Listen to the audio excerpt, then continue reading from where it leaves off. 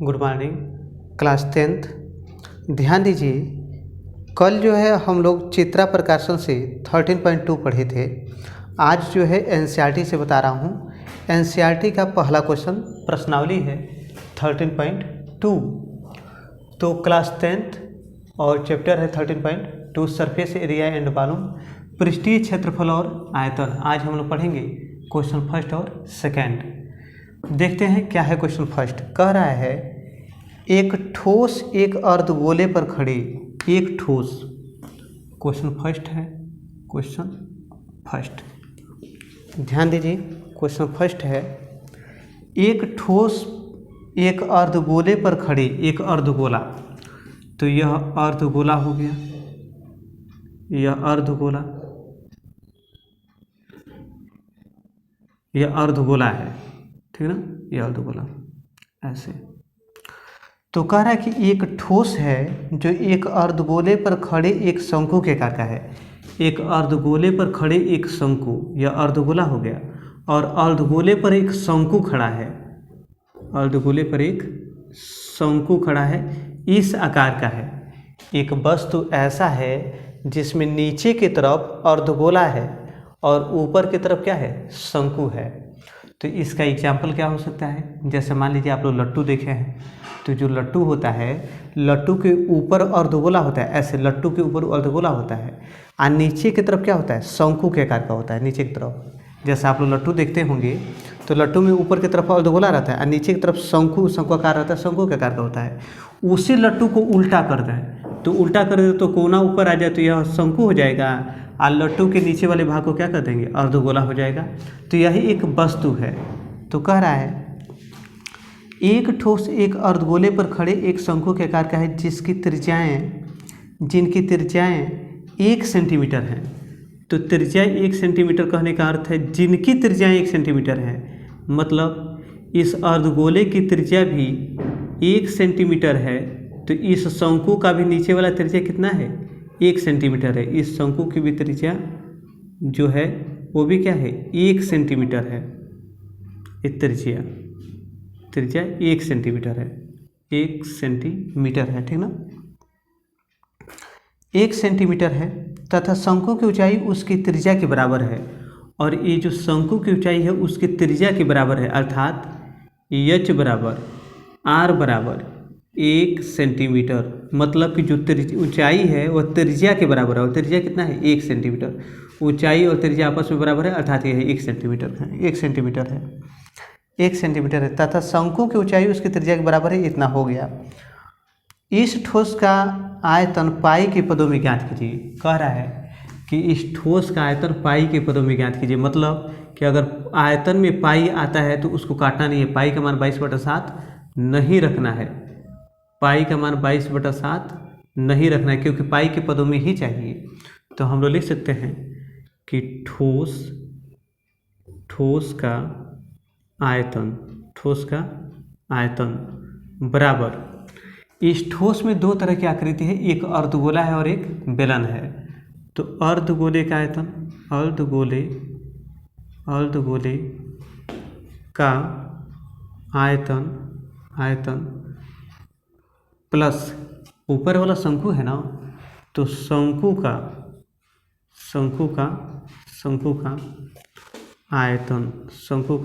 आयतन लिख सकते हैं। ठोस का आयतन बराबर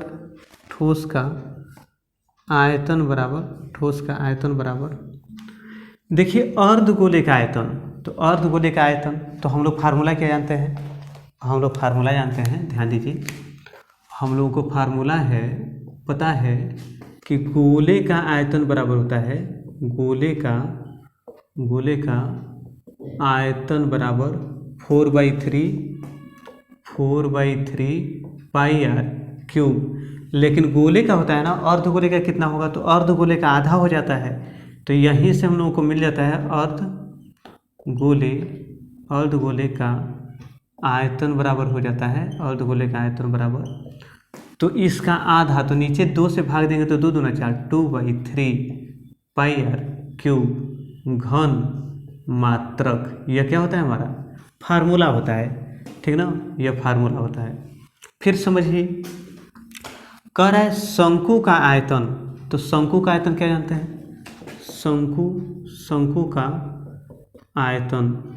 का आयतन बराबर हम लोग जानते हैं 1/3 pi r cube 1/3 pi r square h 1/3 pi r square h घन मात्रक। तो वैल्यू रखें हम लोग। देखिए ठोस का आयतन, तो ठोस का आयतन बराबर अर्धगोले का आयतन, और अर्धगोले के आयतन का फार्मूला कितना जानते हैं? 2/3 पाई आर क्यूब। तो हम लोग लिखते हैं 2/3 पाई आर क्यूब प्लस शंकु का आयतन। तो शंकु का आयतन कितना जानते हैं? 1/3 पाई आर स्क्वायर एच, ठीक ना। अब हम क्या करें, 1/3, तो इसमें भी 1/3 है, तो 1/3 कॉमन हो गया। Pi r cube pi r square है, तो पाई आर क्यूब रहने दें, ठीक ना। और देखिए यार 2/3 है, तो 2/3 भी रहने दें। थोड़ा सा कैलकुलेट करते हैं। 1/3 पाई आर स्क्वायर है, और यह एच भी किसके बराबर है? त्रिज्या के बराबर ही है, तो यहाँ पर आर नहीं लिख सकते हैं, ऐसा हो सकता है। या अगर हम लोग इस तरह नहीं करना चाहते हैं तो सिंपल सी बात है कि वैल्यू रख दें। वैल्यू का मतलब मान रख दें। देखिए हम लोगों को पता है कि 2/3 पाई आर का मान कितना है? 1 है ना, तो 1 का क्यूब प्लस 1/3 पाई 1 का स्क्वायर, आर की जब 1 हो गया, और एच का भी मान कितना है? 1 है, तो 1 हो गया। कितना हो जाएगा? 2/3 पाई 1 का क्यूब करेंगे तो 1 ही रह जाएगा, और 1 का इसमें गुणा करेंगे तो कोई फर्क नहीं पड़ेगा। 1/3 1 का स्क्वायर करेंगे तो 1 का गुणा 1 में करेंगे तो 1 का गुणा फिर 1 में करेंगे तो 1 का 1 ही रह जाएगा, और पाई हो जाएगा। दोनों का हर बराबर है, तो अंश को जोड़ा या घटाया जा सकता है। तो नीचे हमने 3 लिख दिया, 2 पाई, और यहाँ कितना है? 1 पाई, तो पाई हो गया। तो 2 पाई में पाई जोड़ेंगे तो 3 पाई बाई 3 से 3 कट गया, कितना हो गया? पाई। घन मात्रक, लेकिन घन मात्रक नहीं लिखेंगे क्योंकि यहाँ पे सेंटीमीटर है, तो लिख देते हैं सेंटीमीटर क्यूब। तो इस प्रकार हो गया कि ठोस का आयतन बराबर ठोस का आयतन कहिए चाहे वस्तु का आयतन कहिए, बात बराबर है। तो ठोस का आयतन बराबर पाई सेंटीमीटर क्यूब, यही हमारा आंसर हो गया। तो इस प्रकार पहला क्वेश्चन कंप्लीट हो गया। इस तरह से फर्स्ट क्वेश्चन हमारा क्या हुआ? कंप्लीट। देखिए क्वेश्चन नंबर सेकंड देखते हैं। कह रहा है एक इंजीनियरिंग के विद्यार्थी रचिल ने एक इंजीनियरिंग के विद्यार्थी, मतलब कोई इंजीनियरिंग का विद्यार्थी है जिसका नाम क्या है? रचिल है।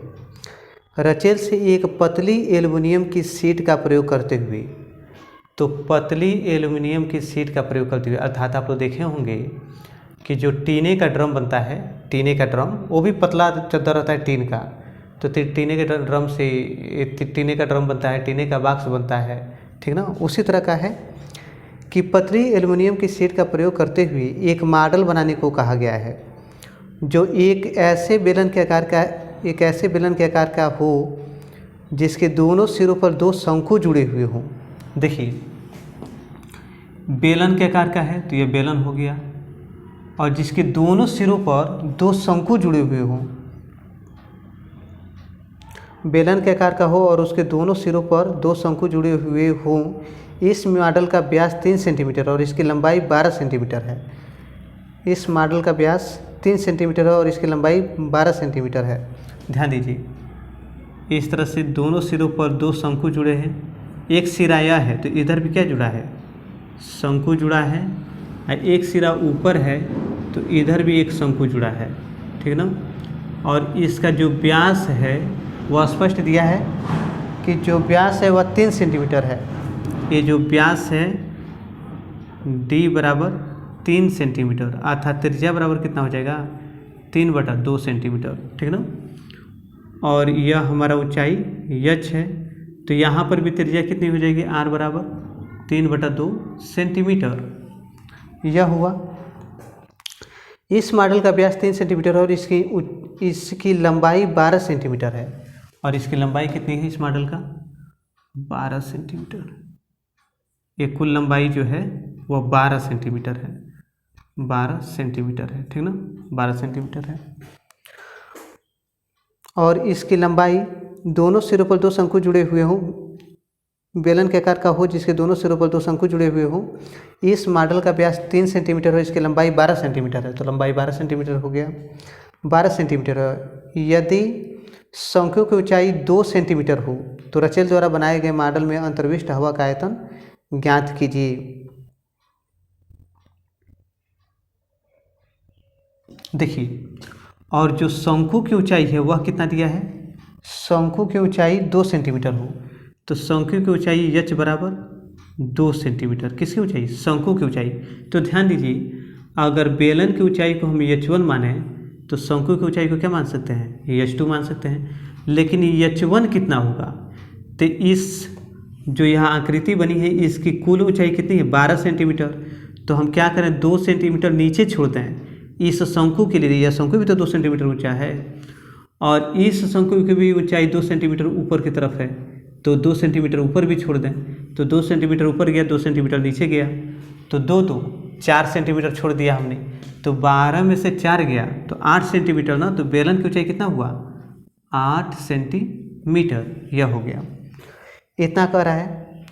रचेल द्वारा बनाए गए मॉडल में अंतर्विष्ट हवा का आयतन ज्ञात कीजिए। रचेल द्वारा बनाए गए मॉडल में अंतर्विष्ट हवा का आयतन ज्ञात कीजिए, मतलब कि यह जो आकृति बनी हुई है इसमें कितना हवा है वही उसी का आयतन हम लोग को बताना है। तो देखिए, हम क्या करें कि इस बेलन आप प्लस दोनों शंकु का आयतन लिख दें, तो जितना इसका आयतन आएगा उतना ही हवा का आयतन होगा। तो लिख सकते हैं कि अंतर्विष्ट का मतलब होता है इसमें जितना हवा आ जाए। अंतर्विष्ट का मतलब क्या, कि इसमें जितना हवा आ रहा है उसी का आयतन। जैसे मान लीजिए कि हम कह सकते हैं कि अगर कोई कागज़ है, जैसे मान लीजिए यही कागज़ है, तो इसको हम बेलन बनाते हैं, तो इस तरह से बेलन बन जाएगा, या बेलन बन गया। तो इस बेलन का जितना आयतन होगा उतना ही आयतन इसमें अंदर जो हवा है उसका होगा, ठीक ना।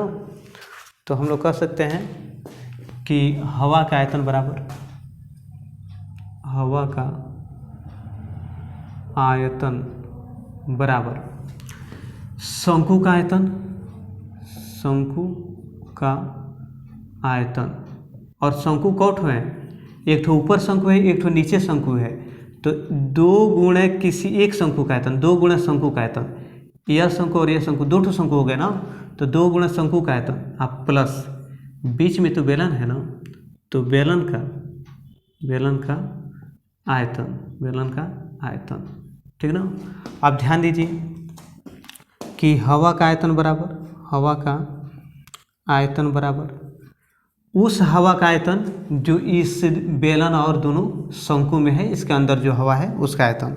तो हवा का आयतन बराबर 2 गुणे शंकु का आयतन ना, तो शंकु का आयतन का फार्मूला होता है 1/3 पाई r स्क्वायर h प्लस बेलन का आयतन होता है पाई r स्क्वायर h, ठीक ना। तो 2 × 1/3 इंटू पाई का मान हम लोग लिख सकते हैं 22/7, पाई का मान 22/7 r स्क्वायर। तो r का मान कितना है 3/2, 2 × 1/3 पाई का मान 22/7, r स्क्वायर मतलब 3/2 और इंटू h का मान कितना है 8 है। तो 8 आप प्लस पाई का मान 22/7 r स्क्वायर का मतलब 3/2 गुणे 3/2 और इंटू h का मान कितना है, h का मान 8 है ना। ये देखिएगा हम लोग शंकु के लिए ऊंचाई कितना दिए हैं h2, तो यहाँ पे h2 लिख दीजिए, और बेलन का ऊंचाई कितना दिए हैं h1, तो यहाँ पे h1 लिख दीजिए। तो h1 कितना है पाई r स्क्वायर h1 का मान हमारे पास 8 है। तो ध्यान दीजिएगा, शंकु की जो ऊंचाई है, शंकु की ऊंचाई वह h2 है और h2 का मान कितना है 2 है। तो H2 की जगह पे क्या लिखेंगे, सिर्फ 2 लिखेंगे, यहाँ पे 2 रहेगा। और H1 की जगह पे क्या लिखेंगे, 8 लिखेंगे ना, इंटू 8 लिख देंगे। कैलकुलेट करते हैं, कैलकुलेट करेंगे तो 2 से 2 कट गया, 3 से 3 कट गया, और फिर इस 2 से यह 2 कट गया, तो 22, 3 दूना 6, 3 दूना 6, 66/7 यह बचा। और यहाँ पे हम प्रयास करें तो 2 दूना 4, 4 दूना 8, ठीक ना, कि 2 से यह कितनी बार में कटा है, 4 बार में, और फिर 2 से कितनी बार में कटा है, 2 बार में, ठीक ना। तो 2 दूना 4, 2 से 8 कट गया 4 बार में, फिर 2 से 4 कट गया 2 बार में, यह हो गया। तो प्लस 22 × 66, 66/7, और कितना बच गया, इसी में ना गुणा किया है, और बटा 7, 3 दूना 6, अभी 6 बचा हुआ है, गुणा 6 बचा है। एक काम करते हैं, 66/7, 66/7 दोनों में है, तो 66/7 कामन कर लेते हैं, तो यहाँ पे 1 बच गया, और इसमें क्या बच गया, 6 बच गया, तो 6 1 7, तो 66/7 गुणा 7, 7 से 7 कट गया, कितना होगा 66, और क्या है सेंटीमीटर ना, लेकिन आयतन है तो 66 सेंटीमीटर क्यूब, यही क्या हो जाएगा, आंसर हो जाएगा, हवा का आयतन 66 सेंटीमीटर क्यूब। एक राउंड फिर समझिए, कोई वस्तु है और वह वस्तु किस तरह का है, बीच में बेलन है और दोनों तरफ शंकु है, ठीक ना, और इसमें यह अंदर से खाली है, तो जब अंदर से खाली है तो इसमें हवा होगा, तो हवा का आयतन उतना ही होगा जितना दोनों शंकु प्लस बेलन का आयतन होगा, इसलिए 2 गुणा शंकु का आयतन प्लस बेलन का आयतन। इसी के सहायता से हम लोग क्या किए हैं, इसका फार्मूला लिखे हैं, और जो भी जानकारी दी गई थी उसको इसमें रख दिए हैं, कैलकुलेट किए हैं, हमारा 66 सेंटीमीटर क्यूब आंसर हो गया, ठीक ना।